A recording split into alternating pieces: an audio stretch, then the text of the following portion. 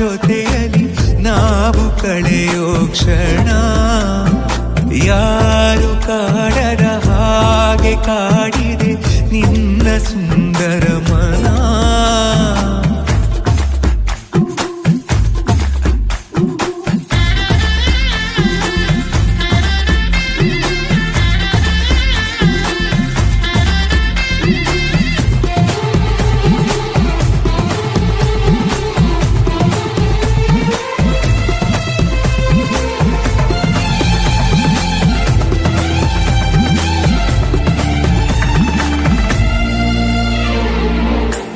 ಮಾಡೋ ಕೆಲಸ ಮರೆಸಿ ಬಿಡುವ ಮುದ್ದಾದ ಕಲೆ ನಿನ್ನಲ್ಲಿದೆ.